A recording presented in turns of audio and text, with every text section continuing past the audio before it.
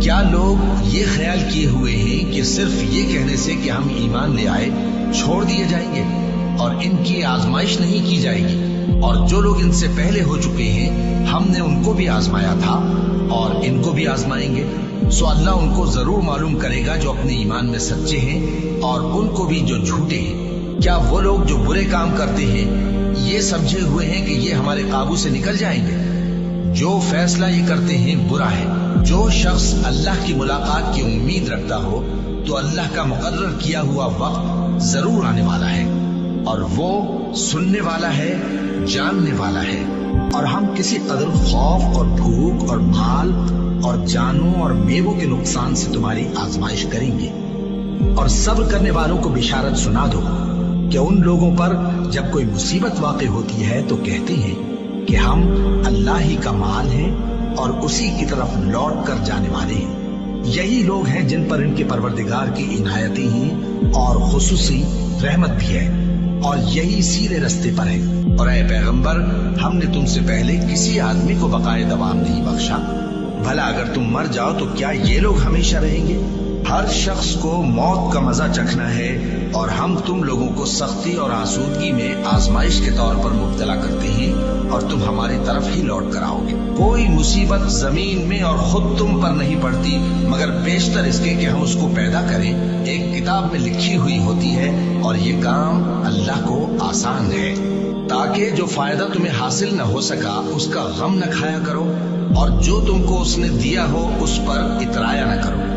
اور اللہ کسی اترانے اور شیخی بگاڑنے والے کو دوست نہیں رکھتا جو خود بھی بخل کریں اور لوگوں کو بھی بخل سکھائیں۔ اور جو شخص روح گردانی کرے تو اللہ بھی بے نیاز ہے، لائق حمد و ثنا ہے۔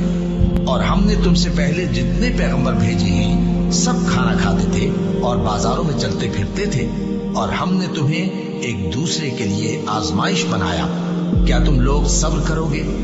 اور تمہارا پروردگار تو دیکھنے والا ہے۔ اے اہل ایمان، تمہارے مال و جان میں تمہاری آزمائش ضرور کی جائے گی، اور تم اہل کتاب سے اور ان لوگوں سے جو مشرک ہیں بہت سی ایذا کی باتیں سنو گے۔ تو اگر صبر اور پرہیزگاری کرتے رہو گے تو یہ بڑی ہمت کے کام ہے۔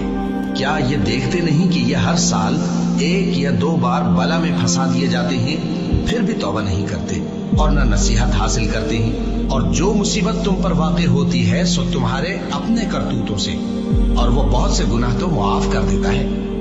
اور تم زمین میں اللہ کو عاجز نہیں کر سکتے، اور اللہ کے سوا نہ تمہارا کوئی دوست ہے اور نہ مددگار۔ کیا تم یہ خیال کرتے ہو کہ یوں ہی بہشت میں داخل ہو جاؤ گے، اور ابھی تم کو پہلے لوگوں کی سی مشکلیں تو پیش آئی ہی نہیں؟ ان کو بڑی بڑی سختیاں اور تکلیفیں پہنچیں، اور وہ صعوبتوں میں ہلا ہلا دیے گئے، یہاں تک کہ پیغمبر اور مومن لوگ جو ان کے ساتھ تھے سب پکار اٹھے کہ کب اللہ کی مدد آئے گی۔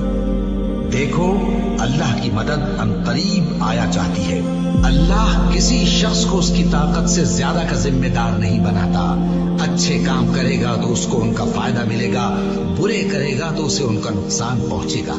اے پروردگار، اگر ہم سے بھول یا چوک ہو گئی ہو تو ہم سے مواخذہ نہ کیجو۔ اے پروردگار، ہم پر ایسا بوجھ نہ ڈالیو جیسا تو نے ہم سے پہلے لوگوں پر ڈالا تھا۔